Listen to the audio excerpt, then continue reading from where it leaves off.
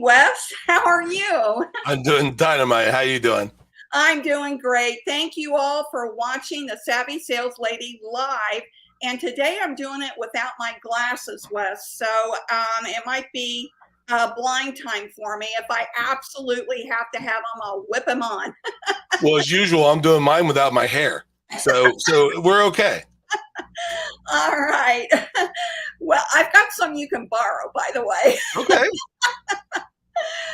Everyone, we're going to talk about narcissism, not from a clinical standpoint because I'm not a psychologist, but I do have some references for you. And Wes, have you ever worked with a narcissist client? I have. All right. Yeah. Yeah, hang on to that. And Wes, let's just go ahead and get started. All right. The peak performance mindset. Look at all. Getting ready to present at getting ready to start the peak performance.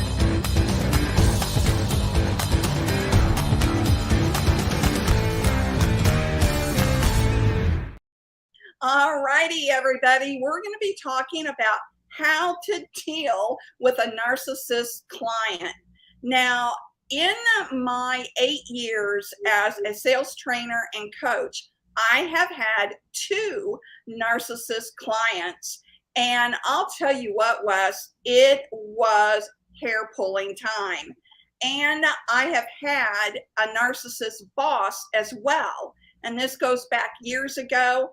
And when I was in group benefits selling for corporate insurance, I had a couple of narcissist brokers that I had to deal with that, whoa, oh my Lord, it was hard. So Wes, tell us about your narcissist client. Well, I've had not only clients, but just individuals, that I've dealt with in the past. And, one of the videos that we're going to share a link to today was, one that you'd done about 4 years ago. And one of the things that you had mentioned in there is that, narcissists don't care, anything about anything except, what benefits them.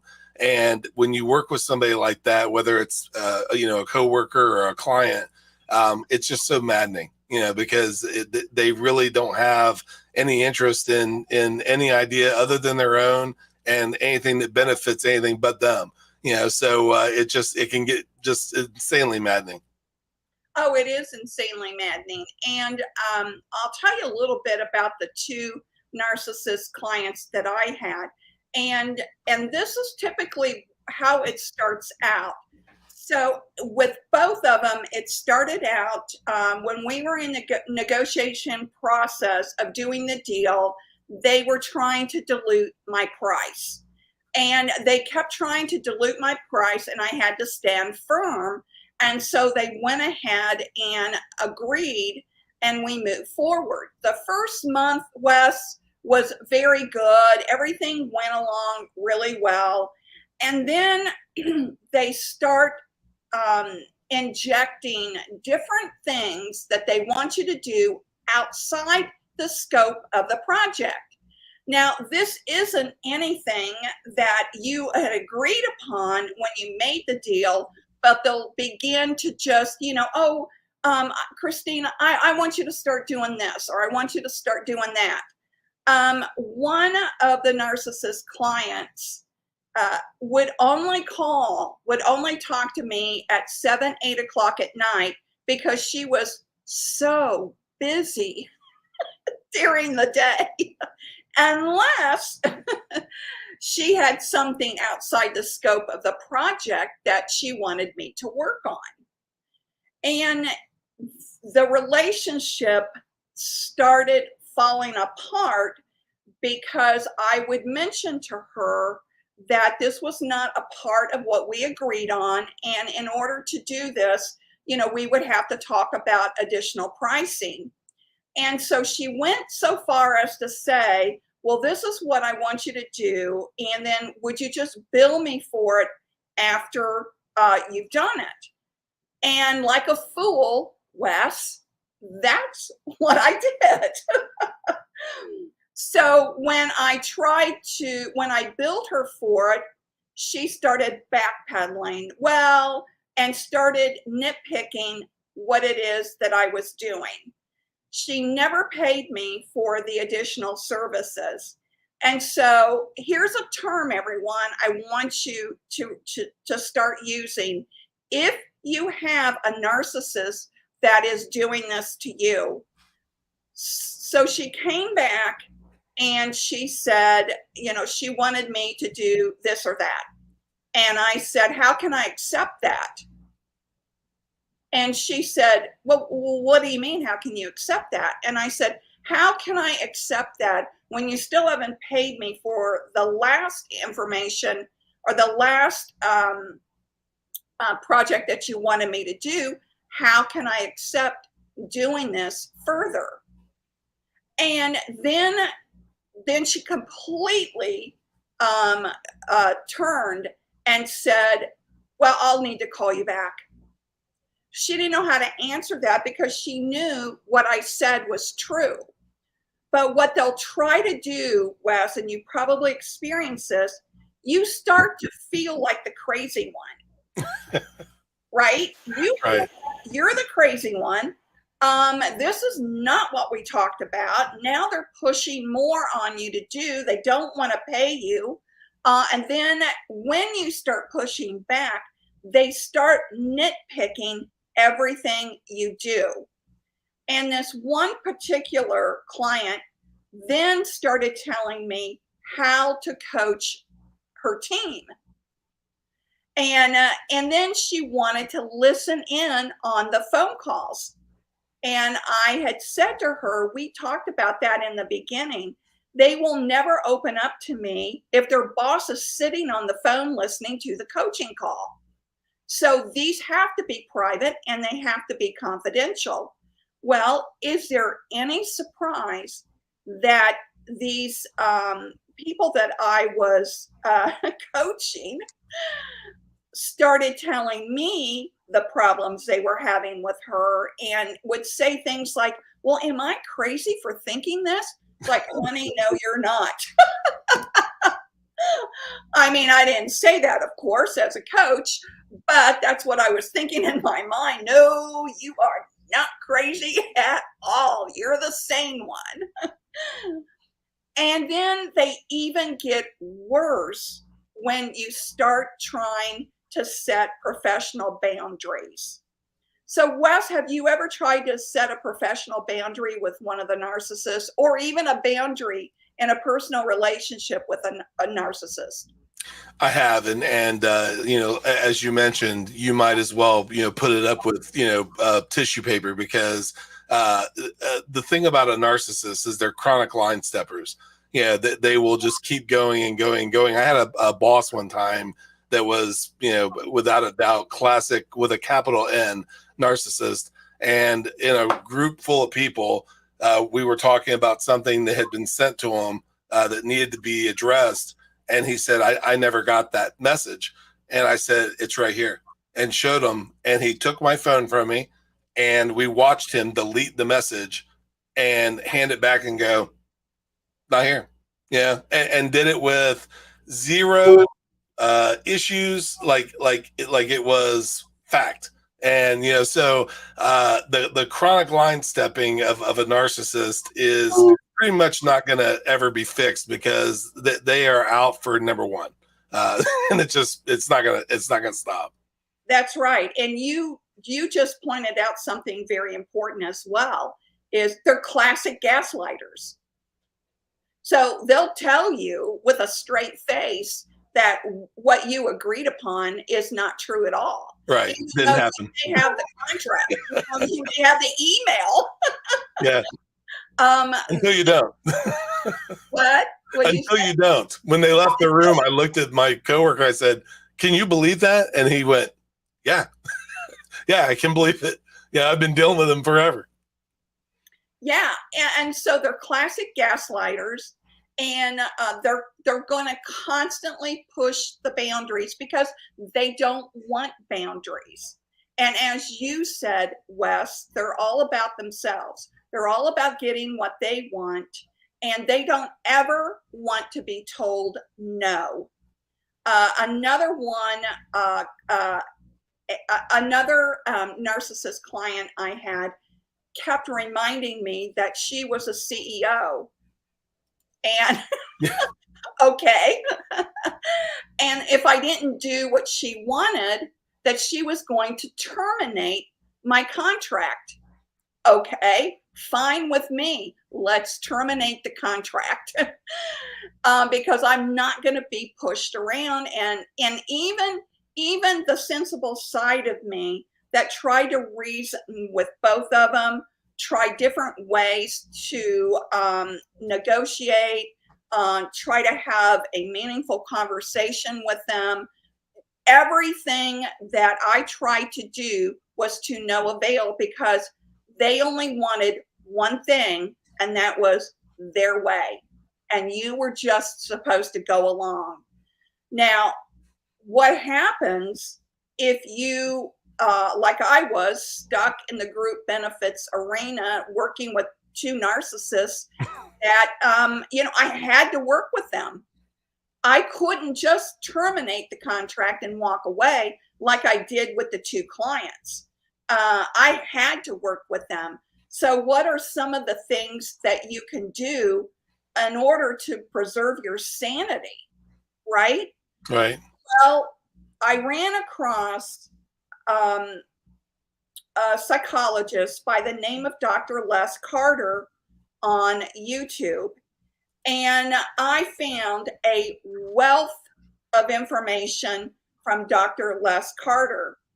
And basically what he does is he gives you all kinds of scenarios of that you could be in, and how the narcissist will react, and how you can respond, because that's the key, is responding and not reacting to them.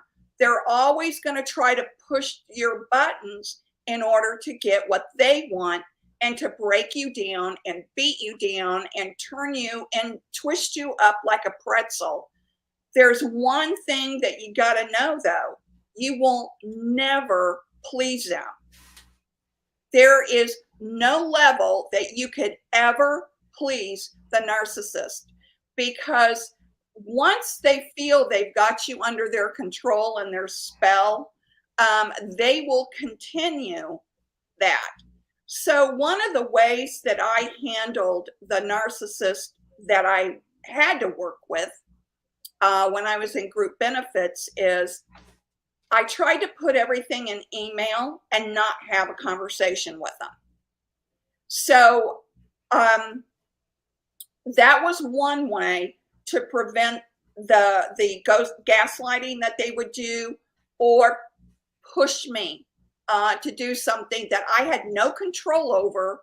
I mean, honestly, one told me he wanted me to call the president of the company that I worked for, and he insisted that I call the president of the company I worked for. And it's like, okay, dude. Of course I didn't. Yeah. Well, last week you were talking about with Simon about always setting a appointment before you get off the call for the next appointment. Mm-hmm. And when you're dealing with a narcissist, one of the things that you just mentioned about the email, I find it to be a great way that if, not everybody, because, obviously someone that like yourself and I that work together, or, people that you have a good rapport with, you don't have to do this necessarily. I do it with a lot of people, especially the kind of people that you're talking about, not just narcissists, but even difficult people. And that is when you do something in an email, it does give you that paper trail or a Slack or anything that is going to be able to go back and say, okay, this is, what we agreed on. And that way, there's not something that they can, get rid of. You and I had this with social media. You'd said, Wes, you're going to be doing 5 days a week, and we're going to do this. And do you remember what I come back and told you? Yeah, you said No, it's 7 days a week. I told you, you right, know. exactly. So, and it's rare that somebody does that, but that's what I told you. You thought it was 5. I said no. I told you it was going to be 7. And so in that particular case, it worked out, better for you. But it's just one of those things that when you put stuff in writing, with someone like that you can have a paper trail. They're still going to let their ego, manipulate it some way. But at least like you said, we were talking off camera, sometimes it makes you think you're the crazy one. Yeah. So at least you have something in the out there in the online world that you can look back and say, okay, at least I'm not going crazy.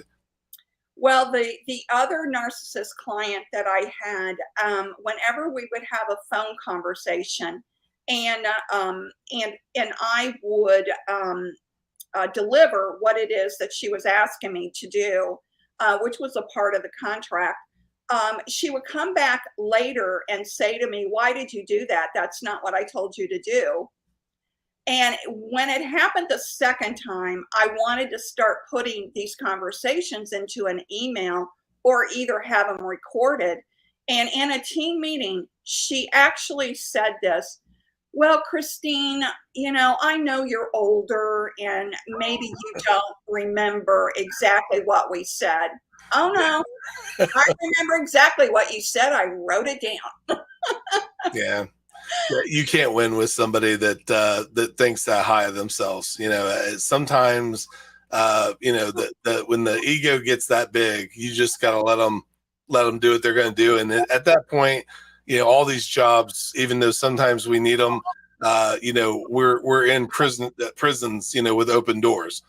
So it's sometimes okay, to say, what, it's time to cut bait. Exactly. And I actually went to my boss when I was in group benefits and asked that these people be taken out of my territory and given to somebody else because, I admitted to him that I'm having a very difficult time working with them. And, and, I think a lot of sales reps don't do that because they're afraid that it's going to reflect badly on them. But you will, I promise you, 80% of your time will be spent working with these narcissists and difficult people. They'll eat up all the oxygen in the room, all your time during the day, where they want total 100% focus all the time. I am sure you all know that person that I'm talking about. So if you can move them out of your world, that would be the best thing to do, because I'll tell you the repercussions from this for you mentally. You'll start doubting yourself. You'll start to think, well, maybe it is me. Right. You'll have all of these conversations in your head thinking, oh my gosh, this must be my fault. That's exactly what they want you to think, right, Wes? No, it's absolutely true. There's it's kind of a off color story, but Dennis Rodman, when he was playing basketball, was dating Carmen Electra, and she caught him with another girl, and he said, "There's nobody in here." Yeah, and she goes, "She's right there." He's like, "Yeah, yeah." And she said in an interview that she actually was questioning herself. Was I really hallucinating that? I mean, he was like, "Huh, nobody here." Yeah. I mean, that's the level of these people. And if you don't have those people in your life, you might be the narcissist. Yeah, yeah. That's a good point, Wes. Yeah. I remember the first time that I experienced a narcissist like this in the business world. And I mean, it really did a number on me. I kept thinking, well, what is it? What am I not seeing here? What am I not getting? Why is it he's always complaining about my work? I'm giving him exactly what he wants. My quotes, my renewal, everything was ahead of when he expected them, but he would just pick every little thing apart and would send me, multiple, like, I'm not talking 2 emails a day, 10 to 12 emails a day. And the first client that I was talking about that's a narcissist, this was the straw that broke the camel's back for me with her. And that was, she had asked, I was out, and I let her know ahead of time I was going to be out for 4 days doing a training, because she had a habit of wanting to talk to me at 7, 8 o'clock at night. And usually after a workshop, the owner or the businessman that would bring me in to do the training would always take me to dinner that night, which I appreciated. And so I let her know ahead of time I was not going to be available much, and that I would return her phone calls and by the end of the week, but I would get back to her. So just a courtesy that I gave all my clients, right? So she wanted me to coach a new hire of hers. She wanted me to coach like at a 4:30 on a Thursday afternoon. I don't remember what day, but it was at 4:30. That I remember. And I emailed her back during a break in the workshop and said, here are the time slots I have available to coach your new hire. 4:30 is already taken by another client, so it's not available. So that was around 10:15 in the morning when I, took a break, answered her email. And from 10:15 till I was done at 4 o'clock, she had her assistant email me, I am not exaggerating, 22 times, saying they only want that time slot and that's it. And I thought, this is nuts. This is over the top, pushy. She's going to get her way no matter what. And I didn't answer the emails until I got back in town, and I emailed her and told her that I'm sorry that this relationship is not going to work. I had told her that that slot was not available, and I gave you ample time frames to pick from, and I am not moving a client so you can have that time frame. This is not going to work. Our contract ends now. And she wrote this gushing email. And this is the other thing they do.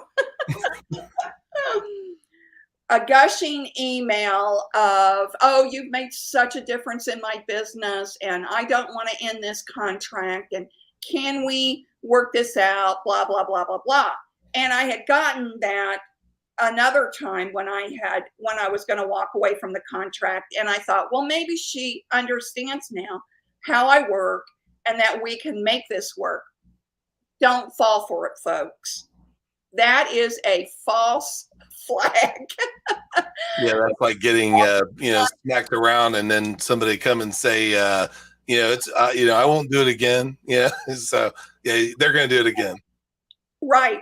Well, even the cycle of abuse, I'll use that as an example. The cycle of abuse, is you're walking on eggshells. You never know when they're going to explode.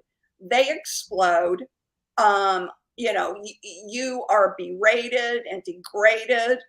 And then 24 hours later, oh, they're so sorry. They love you. You're great. And you get sucked back in and thinking maybe they had a bad day, but that's the cycle of abuse. So don't fall for it, folks. And, I wish there was a simple answer, but there's not, is there, Wes?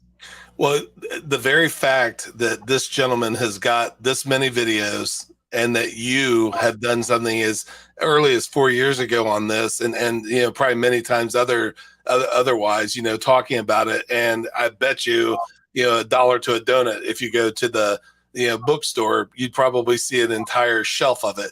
And that tells you right there that it's not going to stop. So. Well, and I'll tell you another thing. That video that I did 4 years ago is the most popular video on my YouTube channel. I have more comments on that video than any other video that I have produced and uploaded to YouTube. It is the most popular video, which is sad, Wes. It really is. And, bottom line is, I asked to get rid of these other clients that were narcissists, and I walked away from both of the narcissist clients that I ran across and did business with during my 8 years, going on 9 years in September, of my sales coaching and training business. So I'm sure another one will pop up down the road. And this is the thing, you can't always easily detect whether they're a narcissist right up front, can you, Wes? No, a lot of them will kind of lure you in, almost a grooming, kind of a sense, to where you finally feel comfortable. And then, a lot of times they feel like they have you over a barrel, in a sense that maybe you can't leave, or, they'll give you the idea that if you did leave, they're going to ruin your reputation, or, give you a poor review or something, to the fact that they'll keep you, and then think that you're going to suffer through that cycle of abuse. Just what you said. Yeah, and you just said something else that's really important. They'll try to ruin your reputation.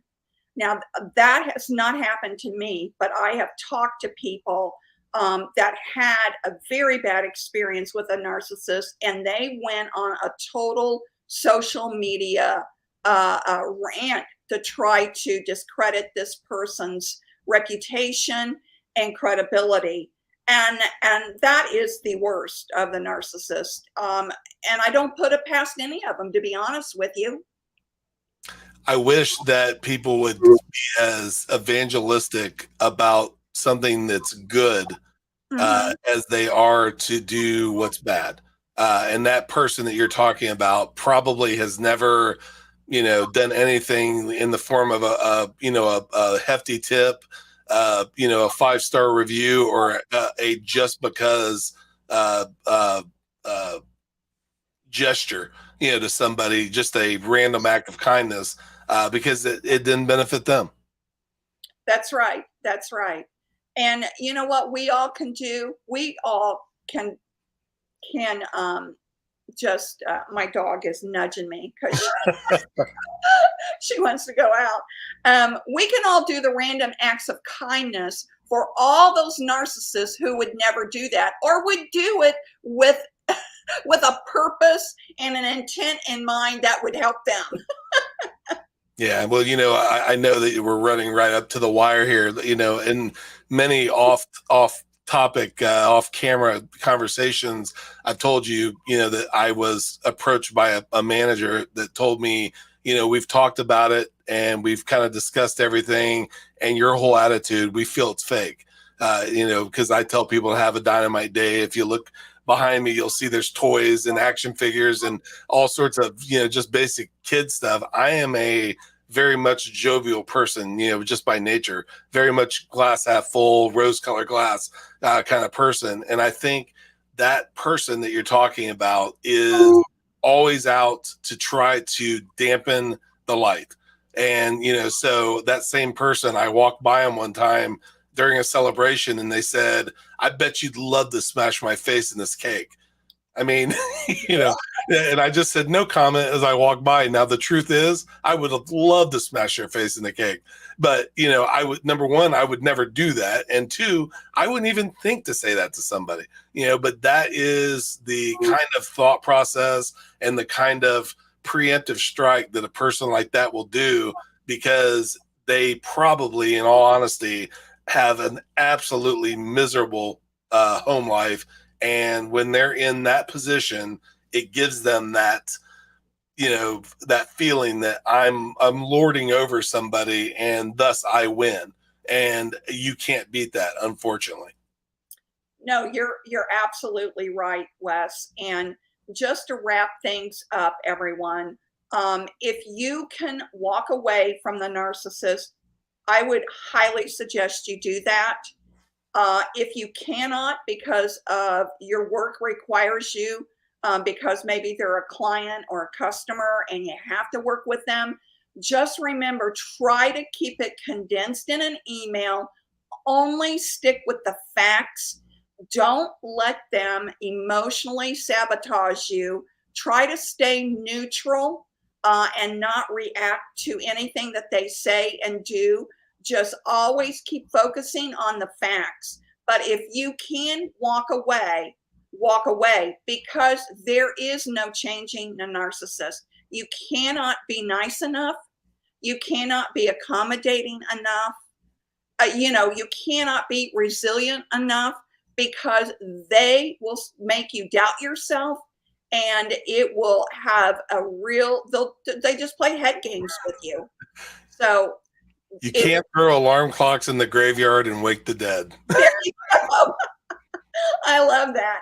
Check out Dr. Les Carter's videos. I highly recommend him, and check his videos out, and just go down the playlist. And like Wes said, it's kind of sad he's got that many videos just on narcissism, and he doesn't say the same thing. He just poses different scenarios, how to react to it. And if they're pushing you, remember to say, how can I accept that? That will really spin them around. How can I accept that? So next week, Wes, I promise we'll have a more positive conversation. But I wanted to bring this up because I was talking to someone over the weekend about this very thing.